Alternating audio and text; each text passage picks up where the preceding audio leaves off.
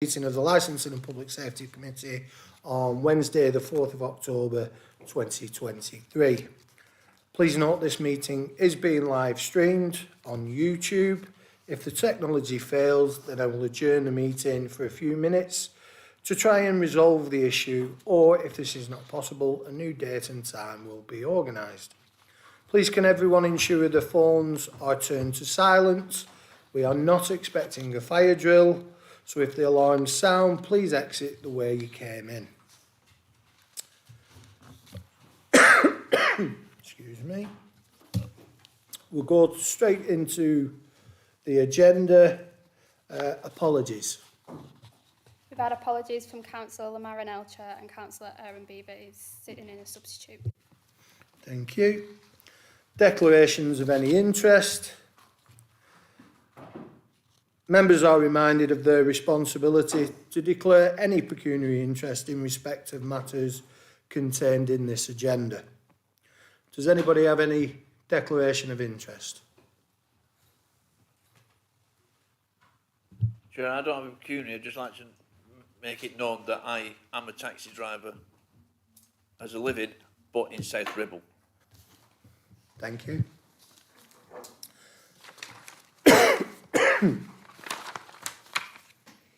Public questions. No public questions have been received in advance of this meeting. I would respectfully ask members of the public who have not registered to ask a question to remain quiet throughout the proceedings. Minutes of the meeting, Tuesday, 4th of October, Licensing and Public Safety Committee. Can I have any queries, any questions on those minutes, or can I have a proposer and a seconder? Any questions? No? Would anybody like to propose the minutes? And second? All in favour? You weren't there. Not to worry. I will now take... Sorry. Anybody against the minutes? No. Abstentions? Yeah, it's not good, that COVID, I can assure you. That's that one done. I will now take both minutes for the general licensing subcommittees on the Wednesday 21st of September and Monday Wednesday 21st of September 2022. And Monday, 27th of March, 2023. Any comments? No? Can I have a proposer? Nobody wants to propose them? Must have one. September's meeting was Councillors Asina Khan, Councillors Roy Lees and former Councillor Johnny Walker. You'll propose, second, all those in favour. Councillor Lees. Are you in favour, Councillor Lees? Are you in favour of the minutes? Are we in favour of the minutes? Are you happy to not? Yeah. Anybody disagree? No? No abstentions? Loads of them. Absolutely loads of them. Excuse me. And for the meeting on Monday the 27th of March, your proposer would be between Councillor Clifford, Councillor France, Councillor Eaton or Councillor Sherwood. So can I have a proposer from Mark Clifford, a seconder from Councillor Sherwood? Happy to note, all those in favour? Councillor Sherwood? Anybody against? No? Abstentions? Look here, he's so keen. Right. I was hoping to do this one by one, but in total, but here we go. So, Minutes from the Licensing Act 2003 subcommittees, Tuesday the 18th of October 2022, Wednesday the 2nd of November 2022, Wednesday the 23rd of November 2022, 15th of March 2023, 5th of April 2023, Tuesday the 9th of May 2023, 2nd of August 2023 and 3rd of August 2023. Can I have a proposer? We'll do that all as one. Councillor France and seconder, Councillor Corn. Everybody happy? Raise your hands. Anybody not happy? No. Anybody with an abstention? My God. Excellent. Thank you very much. Excuse me. Item number 6, consideration of amendment to Hackney Carriage and Private Hire Licensing Policy. Please can I invite Tracy Brzezowski, Customer Services Manager for Enforcement, to present this report. Thank you, Chair. Evening members, as Councillor Lynch has said, this is a consideration of amendment to Hackney Carriage and Private Hire Licensing Policy.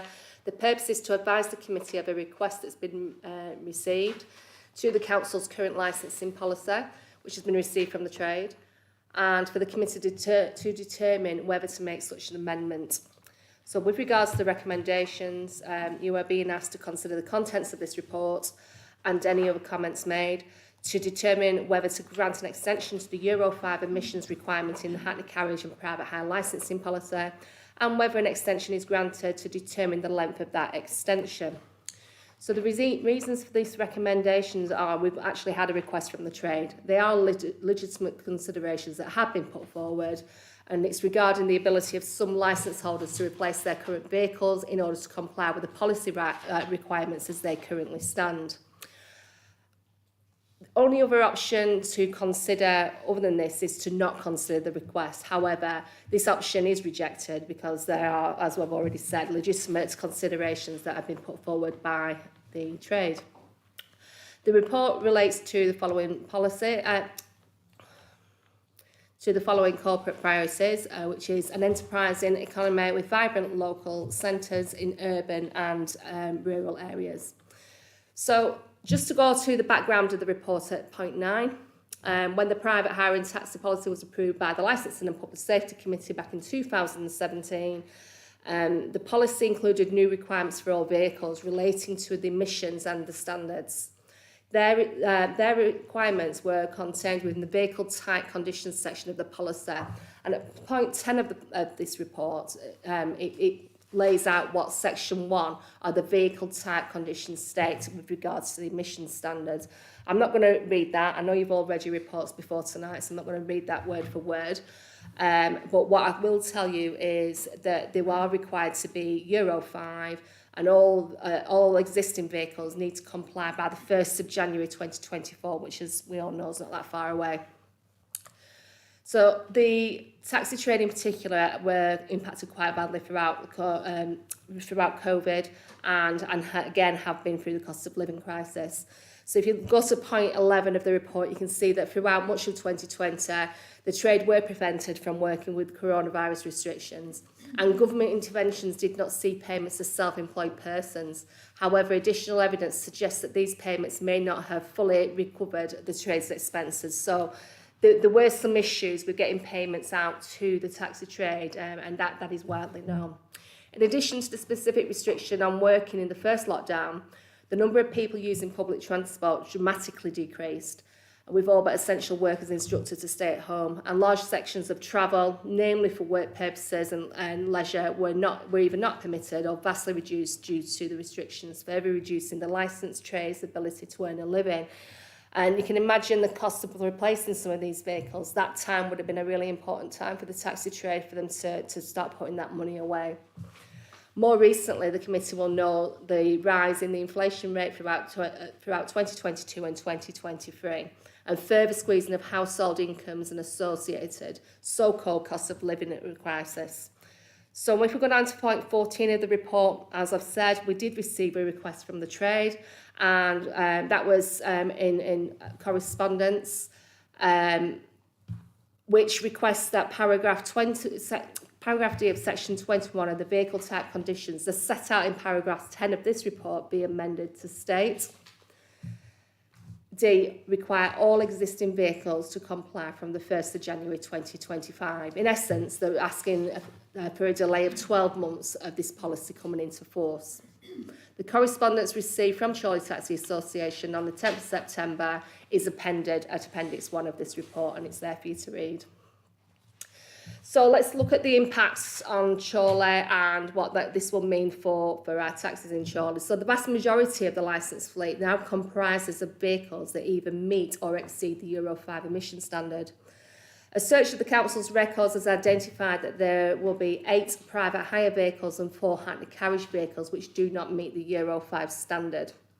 Significantly, every Hackney carriage vehicle which currently doesn't meet the policy is a wheelchair accessible vehicle, and the committee will be aware that the cost of replacing wheelchair accessible vehicles is significant, and specific representations from the proprietors of these vehicles have been received.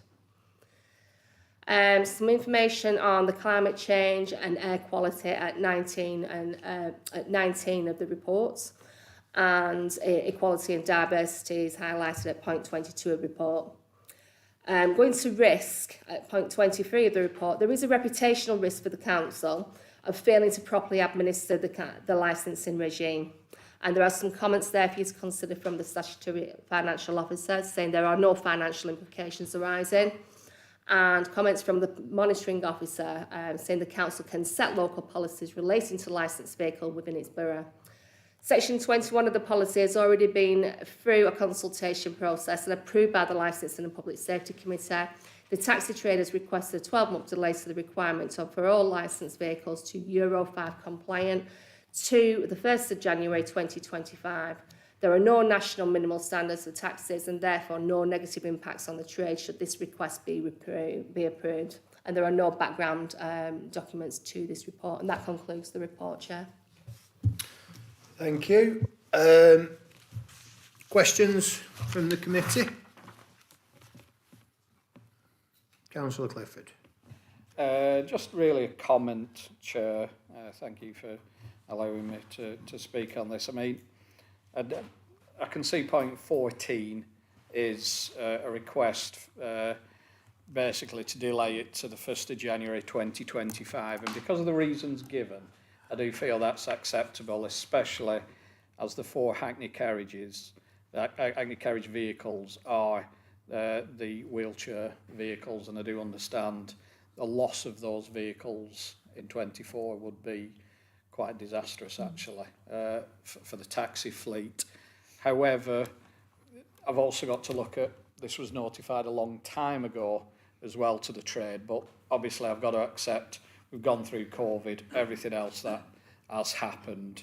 So I think, whilst personally I'm happy to see an extension to the 1st of January 2025, can we strengthen that to actually say that there would be no extension? I think happy to grant a 1 year personally, but I just think that it needs to be just the trade to know that we've granted that extension, but we can't keep granting an extension.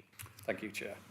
I think it's important to say to the committee, I understand where you're coming from, but what I would say to the committee about putting something like that in is we are currently in a state of flux because of the recent announcement from the government, which is looking to move the goalposts yet again in response to electric vehicles, in response to targets previously set. I think, rather than putting a dead end in, I think we need to see what the government actually announces and what the devil in the detail will be in response to this change of approach towards net carbon and climate changes. So I wouldn't be in favour of putting something like that Obviously, members have their own opinions, but I think it would be very unwise for this council to handcuff itself to a decision when the government may make further announcements down the line. I think over the next 12 months, it's a case of we need to get the detail from those announcements. We need to understand what the government's going to say. There's also the Greater Manchester experiment that's currently on hold. That will factor into Chorley taxes because we are on the border with that. So there's quite a lot of things that are supposed to be happening which aren't happening, and what you're effectively saying to the committee is we need to say we're not doing this. I don't think we're quite there yet. Sorry, thank you, Chair. If I can just come back, I fully understand that, but we're not looking at moving them to Euro 6. This is Euro 4 are now very, very old vehicles. Euro 5 rules came in way more than a decade ago. These are old vehicles. So there's no suggestion here to, be asking people to move to an EV vehicle or a Euro 6. It's just, and as well for the trade, these vehicles are old now, so they're using more fuel than they need to be. And obviously the service costs of running these old vehicles now are probably costing a lot. But I understand they need a good bit of time to actually have, to get out there on the market, see what's available, and try and find a Euro 5 bargain. I think that's just my comment. Thank you. Councillor Platt. Councillor France was before me, but okay. All right, I'm chair. I know. I'll decide. Sorry, Chair. It's who catches my eye first. Is there a risk, can we ask the officers, if there is a risk that by changing this deadline that you'll get people retrograding, going backwards and registering an older vehicle because they can? So this 8 becomes 10.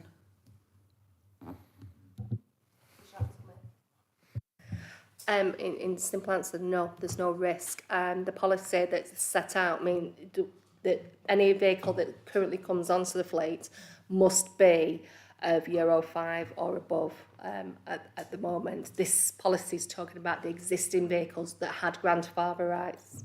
That's what you're determining tonight, the ones that have grandfather rights, so there's no risk.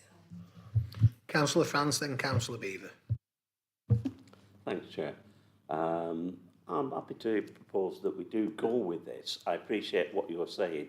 There's so much vague at the moment that we don't know which way it could possibly go. But yeah, I think due to the fact of COVID and the effect it's had on all industries and shopping and taxis, I don't think this is unreasonable to look for a 12-month delay. I would like to see that met, but I think you're also correct that we couldn't stipulate it. Thank you, Chair. I'm happy to second that. As I mentioned, I drive a taxi, and it is a wheelchair accessible vehicle, and it's in South Ribble. So it's with that mind that I'm not wanting problems that they might have to come here. The company I work for has 80 vehicles, and none are E5. None of them. So the question I've got for each of us, does your vehicle meet these criteria? And the chances then, we don't know. So we're now asking an industry to do something that we are not possibly doing ourselves. So I'm quite happy for this to remain as it is and to be looked at as and when we get there. It's a very flexible situation. We need to remain flexible. Things might change between now and then. Things will change between now and then. They'll change by tomorrow. And we need to support the industry and move with them. Thank you, Chair. Councillor Martin, then Councillor Margaret France. Thank you, Chair. I just wanted to ask, do we have figures for the actual number of wheelchair accessible taxis and hackney carriages within Chorley? And if these vehicles weren't to meet the standard, are we then going to face a shortage of wheelchair access vehicles within Chorley? And just going back to the point about I think it's quite irresponsible of us if we were to handcuff it to January 2025. We live in a very economically uncertain environment for businesses. As a business owner myself, the recovery from COVID has been really, really difficult. And I was actually in a taxi today and the taxi driver was telling me, I'm going to quit, I can't take this anymore, I'm not making enough money, I can't, this is just the business within the past 10 years, he has got to a point where he cannot make a living for him and his family. And I think we could be placing a very hard financial burden on those taxis if we were to handcuff the deal to that date. Thank you, Chair. Sorry. We'll deal with all questions first. Thank you, Chair. I was just going to say, from a sort of equality and diversity point of view, we've had residents approach us before to say that they're having great difficulty getting wheelchair accessible vehicles. So I think anything that potentially threatens the number of these vehicles on the road, the temptation obviously is to replace the wheelchair accessible vehicles with a non-wheelchair accessible vehicle of the correct standard, because that'll be a lot cheaper for them. And so we could, with the best of intentions, we may be making life very difficult for our disabled residents. And for that reason, I would support the recommendation from the taxi service. Thank you. Do you want to deal with that first question? Thank you, Chair. So in answer to your question, Councillor Martin, whereas I don't have the exact figure of the number of wheelchair accessible vehicles that we have got, what I do know is that we have been criticised for not having enough wheelchair accessible vehicles.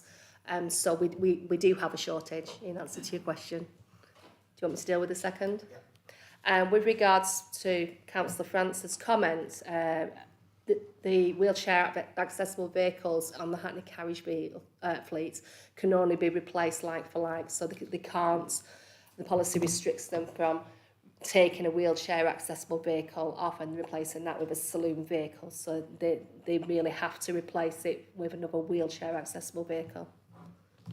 Thank you, Chair. Councillor Beaver. Thank you, Chair. From what I've read in the report, 4 of these vehicles that carry wheelchairs are Hackney ones. So let's just deal with that figure for a moment.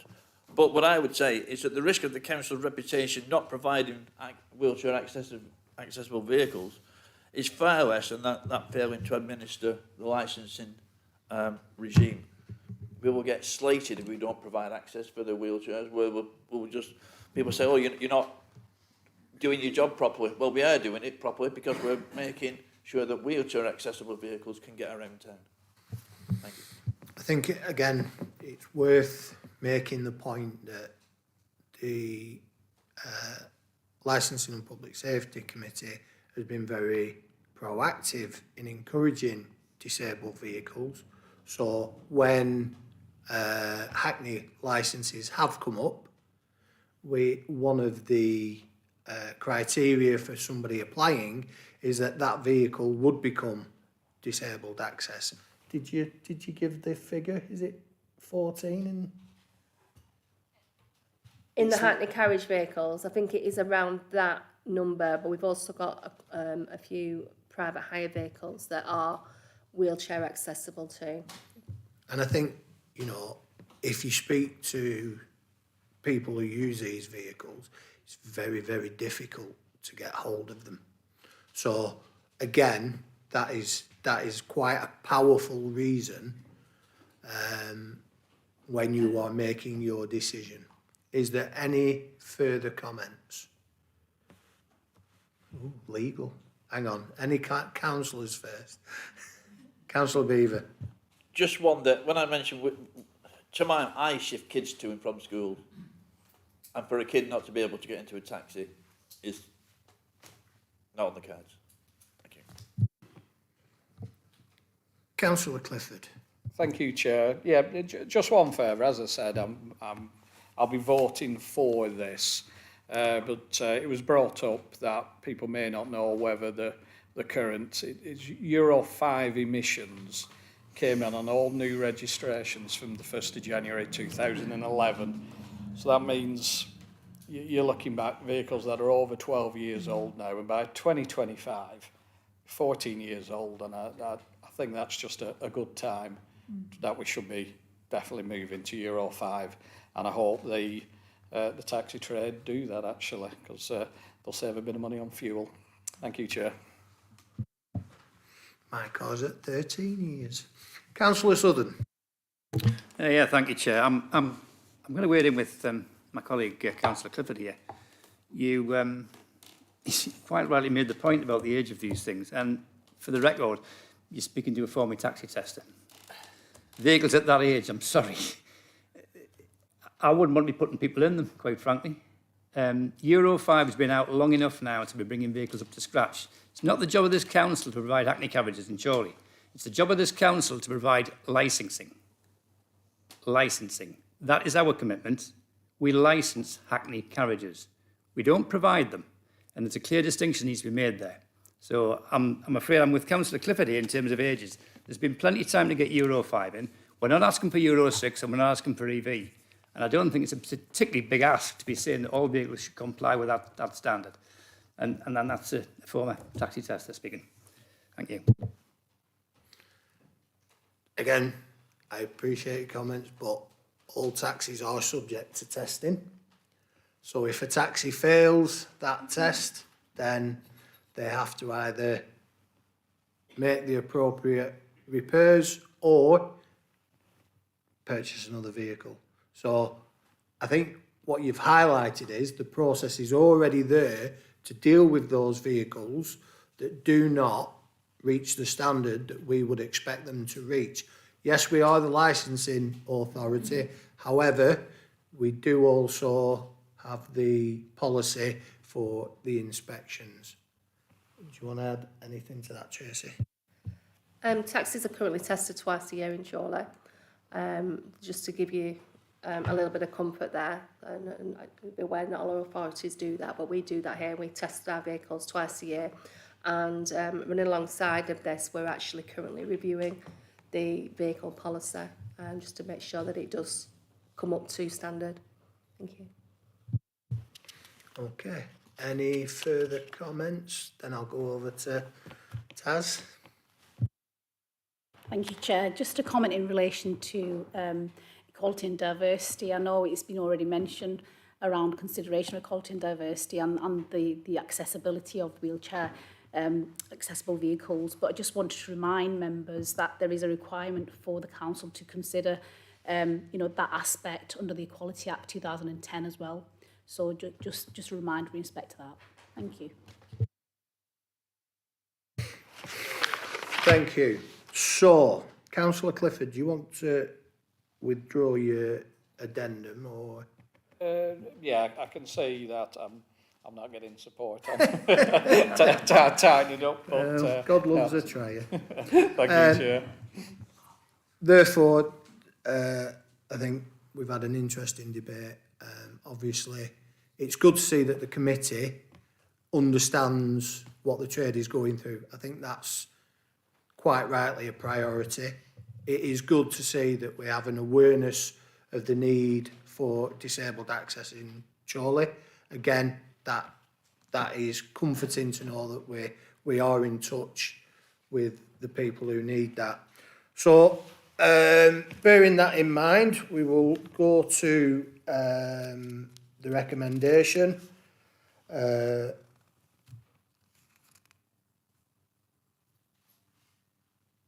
So, to determine whether to grant an extension to the Euro 5 emissions requirement in the Hackney carriage and private hire licensing policy, and where an extension is granted, determine the length of that extension.